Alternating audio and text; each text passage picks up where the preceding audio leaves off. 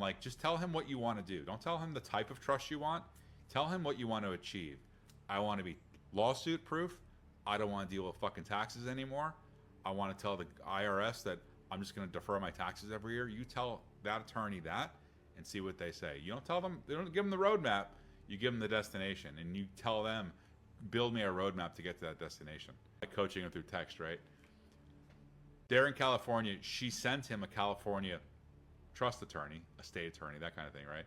And check this out, ready? Let me read you just kind of like, he wanted to understand how we can operate common law in California because the attorney told him that they don't practice common law in California.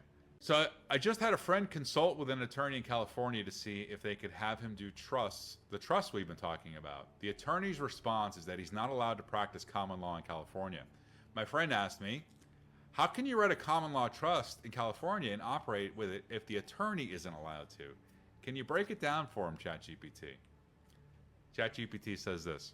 Here's a simple way you can explain it to him. Why the attorney said that. Attorneys in California are licensed to practice statutory law. That is the legal system written into the California codes and enforced in its courts. They cannot hold themselves out as practicing common law because that phrase would mean that they're stepping outside the statutory system they're licensed under. If they did, they'd risk discipline from the state bar. So when he says, I can't practice common law in California, he's talking about his license as an attorney, not about whether a person can operate under common law in general. Number two, what common law trust actually is.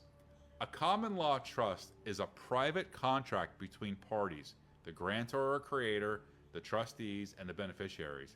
It does not rely on state legislation to exist. Let me say that again.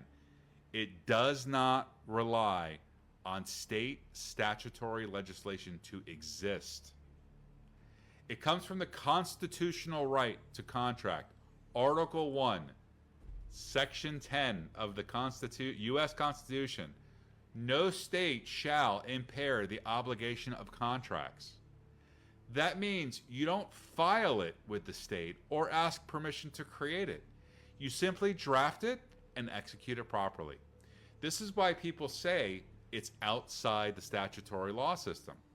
It's a private arrangement that does not need state statute to authorize it. Number three, how you can have one in California.